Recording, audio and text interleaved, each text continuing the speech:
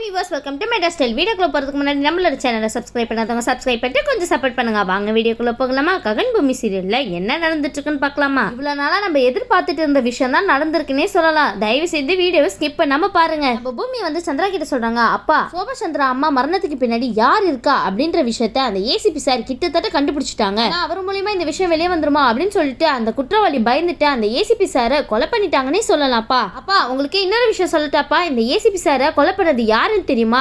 எல்லாம் இந்த அபூர்வா தான். உடனே இதை கேட்டுட்டு நம்ம சந்திராக்கு வந்துச்சு பாருங்க கோவம். மாமா அவ சொல்றத போய் நம்புறீங்க, அவ சொல்றத நம்பாதீங்க மாமா, அவ தேவையில்லாம என் மேல பழி சுமத்துறா மாமா அப்படின்னு சொல்லிட்டு இருக்கும் போது, என்ன நான் பழி சுமத்துறானா? இங்க பாருங்கப்பா, அந்த அதிகாரி கிட்ட நான் பேசினப்பா, அந்த டிஎன்ஏ யாரோட டிஎன்ஏ அப்படின்னு சொல்லி கண்டுபிடிச்சு வச்சிருந்தாரு. அந்த டிஎன்ஏ யாரோட மேட்ச் ஆச்சுன்னு தெரியுமா? தோ இங்க நிக்கிறாள் இந்த அபூர்வா, அவளோட டிஎன்ஏவோட தான் மேட்ச் ஆச்சு. அது மட்டும் இல்லாம நாளைக்கு அபூர்வாவை வந்து அரெஸ்ட் பண்ண போறா அப்படின்னு சொல்லிட்டு இருந்தாரு. அது மட்டும் இல்லாம அவர் கையில எல்லா ஆதாரமும் இருந்துச்சு. ஆனா அந்த வீடியோ ரெக்கார்டையும் ஆதாரத்தையும் எடுத்துட்டு போன மனுஷன்தான்ப்பா. அங்க இருந்து ஒரு லாரி வேகமா வந்து அவரை மோதிருச்சு. அது மட்டும் இல்லாம அந்த லாரி டிரைவரை நான் தான் அடிச்சு பிடிச்சி ஓடி பிடிச்சி அவரை வந்து அதிகாரி கிட்ட ஒப்படைச்சேன். அந்த அதிகாரிங்க அவனை அடிச்சு வெளுத்ததுல எல்லா உண்மையும் வெளியே கொட்டிட்டான்ப்பா. அவன் சொன்னது யாரோட பேருன்னு தெரியுமா? இதுக்கு பின்னாடி இருக்கிறது இந்த அபூர்வா தான் சொன்னான். இதுல இருந்து தெரியலையாப்பா, இவ்வளவு நாளா அந்த குற்றவாளி நம்ம வீட்டுக்குள்ளேயே தான் இருந்திருக்கான் அப்படின்னு சொல்லிட்டு நம்ம சந்திரா கிட்ட பூமி சொல்ல, நம்ம சந்திராக்கு வந்துச்சு பாருங்க கோவம். ஆனா இந்த அபூர்வா இருக்காங்களே, இதை ஏதோ சொல்லி நாடகம் ஆடிட்டு இருக்காங்கன்னே சொல்லலாம். ஆமா, ஆனா அந்த இடத்துல சந்திரா கிட்ட எந்த நாடகமும் செல்லுபடி ஆகலனே சொல்லலாம். உடனே அபூர்வா சொல்றாங்க, மாமா நான் தயவு செய்து சொல்றேன், நான் யார் மாமா? உங்க அபூர்வா. நான் இந்த மாதிரிலாம் பண்ணுவேனா? கண்டிப்பா இவங்க தான் ஏதோ சூழ்ச்சி பண்ணி என்ன மாட்டி விட பாக்குறாங்க. தயவு செஞ்சு நம்பாதீங்க மாமா. யாராவது சொந்த அக்காவையே கொலை பண்ண முயற்சி பண்ணுவாங்களா சொல்லுங்க அப்படி இப்படின்னு சொல்லிட்டு ஒரு பக்கம் நாடகம் ஆடுறாங்கன்னே சொல்லலாம். அது மட்டும் இல்லாம நம்ம பூமியை மிரட்டி கேக்குறாங்க,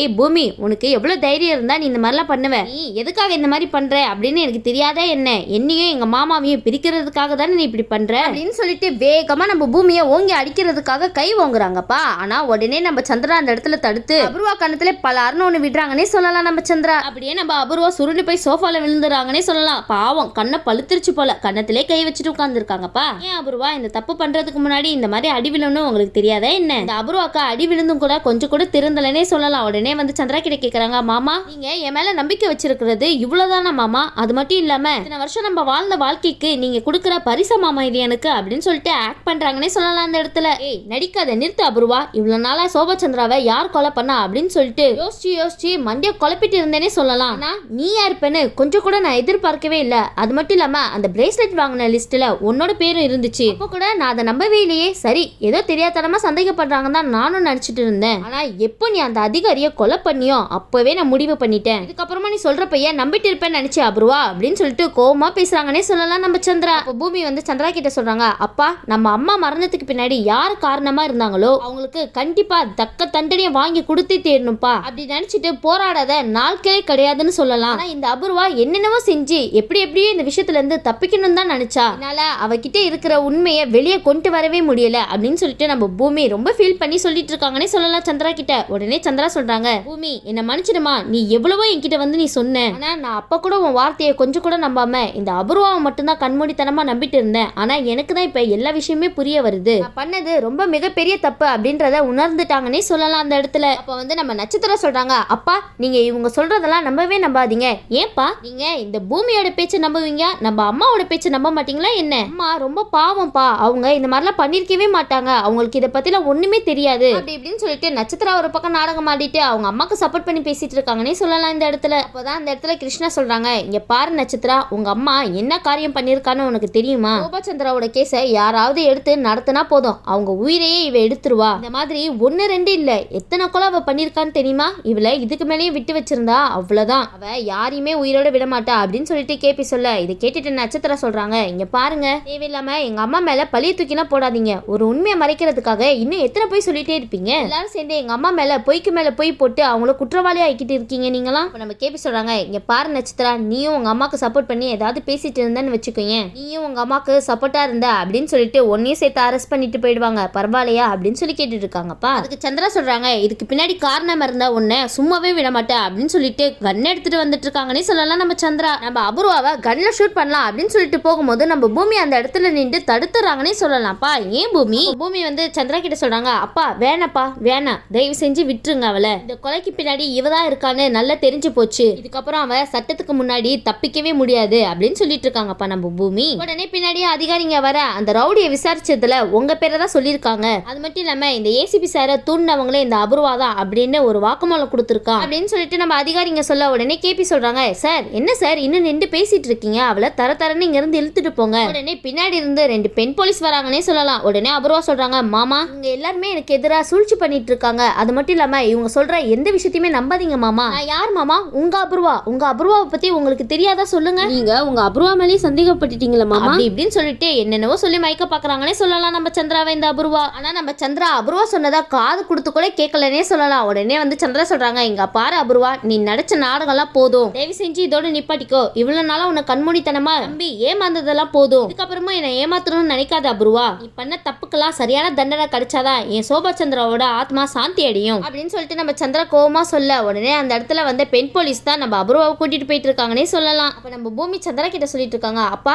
நம்ம அம்மா இறந்து பல வருஷம் ஆச்சு, ஆனா இப்போதான் இந்த குற்றவாளி மாட்டிருக்கா. இதுல இருந்து ஒண்ணு மட்டும் எனக்கு புரியுதுப்பா, உண்மை என்னைக்குமே மறையாது. ஒரு நாள் இல்லைன்னா ஒரு நாள் கண்டிப்பா அந்த உண்மை வெளியே வந்தே தீரும். இதுல இருந்தே தெரியலையா அப்படின்னு சொல்லிட்டு நம்ம பூமி சொல்லிட்டு இருக்காங்கப்பா. அது மட்டும் இல்லாம இந்த அபூர்வாக்கு சரியான தண்டனை நான் வாங்கி கொடுத்துட்டேன், அதுவே எனக்கு சந்தோஷம் அப்படின்னு சொல்லிட்டு இருக்காங்க. உடனே இதெல்லாம் கேட்டுட்டு நட்சத்திரா அவங்க அப்பா கிட்ட சொல்லிட்டு இருக்காங்க, ஏன்பா உங்களுக்கு கொஞ்சம் கூட மனசாட்சியே கிடையாதாப்பா?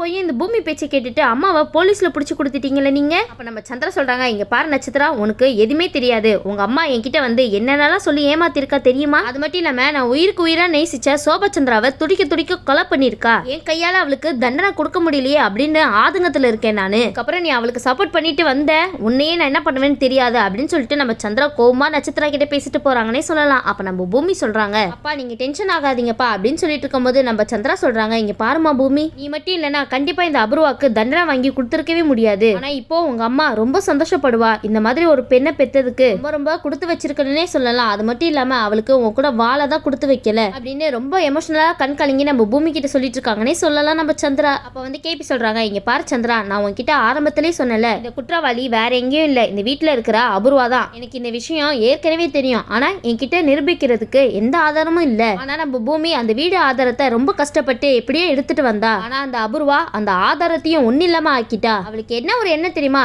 வீடு ஆதாரமே அழிஞ்சு போச்சு, இதுக்கப்புறம் அவ செஞ்ச தப்பு என்னைக்குமே வெளியே வராது, இதுக்கப்புறம் இந்த சோபச்சந்திர மரணத்துக்கு பின்னாடி நான் தான் இருக்கேன் அப்படின்ற விஷயத்தை யாருமே கண்டுபிடிக்க முடியாது அப்படின்னு சொல்லிட்டு ஒரு மிதப்புல இருந்தானே சொல்லலாம். ஆனா நம்ம பூமி இப்போ அபூர்வாக்கு சரியான தண்டனை வாங்கி கொடுத்துட்டானே சொல்லலாம். ஆனா இதுல என்ன சோகமான விஷயம்னா, இந்த கேஸை விசாரிக்கிற எல்லா அதிகாரிகளும் இறந்து போயிட்டாங்கன்னே சொல்லலாம். அதை நினைக்கும் போதுதான் கொஞ்சம் கஷ்டமாவும் வருத்தமாவும் இருக்கு அப்படின்னு சொல்லி பேசிட்டு இருக்காங்க. அப்ப மீரா சொல்றாங்க, அப்பனா இத்தனை நாள் நான் அந்த அபூர்வாவை நல்லவன் நினைச்சிட்டு இருந்தேன், ஆனா இவன் என்னன்னா எவ்வளவு பெரிய தில்லாலங்கடியா இருந்திருக்கா, இவ்வளவு பெரிய தப்பு பண்ணிட்டு எவ்வளவு நாள் இந்த வீட்டுல எதுவுமே நடக்காத மாதிரி இருந்திருக்காள அவ. பாவம் என்னோட சோபச்சந்திரா அண்ணி, அப்படிப்பட்ட நல்லவங்களை போயும் கொல்றதுக்கு இந்த அபூர்வாக்கு எப்படிதான் மனசு வந்துச்சோ தெரியல. இந்த பக்கம் நம்ம மீராவும் இந்த மாதிரி பேச ஆரம்பிக்க நம்ம நட்சத்திராக்கு பயங்கரமா கோவம் வந்துச்சுன்னே சொல்லலாம். போதும் எல்லாரும் நிறுத்துங்க, இன்னும் எவ்வளவு நாளைக்கு என்னோட அம்மாவை இந்த மாதிரி பேசிட்டு இருக்க போறீங்க? அவங்க எவ்வளவு நல்லவங்கன்னு தெரியுமா? அவங்க இந்த வீட்டுக்காக ஒண்ணு பார்த்து பண்ணிருக்காங்க, அதெல்லாம் எல்லாரும் கொஞ்ச நேரத்துல மறந்துட்டீங்களா அப்படி இப்படின்னு சொல்லிட்டு நம்ம நட்சத்திரா எல்லாரையும் போட்டு வெளுக்குறாங்கன்னே சொல்லலாம். அப்ப கேபி நட்சத்திரா கிட்ட சொல்றாங்க, இங்க பாரு நட்சத்திரா, இதுதான் உனக்கு முதலும் கடைசியுமா சொல்றது, இன்னொரு தடவை இந்த அபூர்வாக்கு சப்போர்ட் பண்ணிட்டு வந்து பேசினேன்னு வச்சுக்கேன், அதுக்கப்புறம் உனக்கு இதே நிலைமை தான் வரும் அப்படின்னு சொல்லிட்டு போயிடுறாங்கப்பா. அப்ப நம்ம சாரதா வந்து ககன் கிட்ட சொல்றாங்க, ககன் உனக்கு ஒரு விஷயம் தெரியுமா, ஒரு வழியா சோபச்சந்திராவோட மரணத்துக்கு பின்னாடி அபூர்வா தான் இருக்கா அப்படின்ற உண்மை வெளியே வந்துருச்சு, இந்த அபூர்வா குற்றவாளியா சிக்கிட்டா அப்படின்னு சொல்லிட்டு ககன் கிட்ட சொல்ல உடனே வந்து ககன் சொல்றாங்க,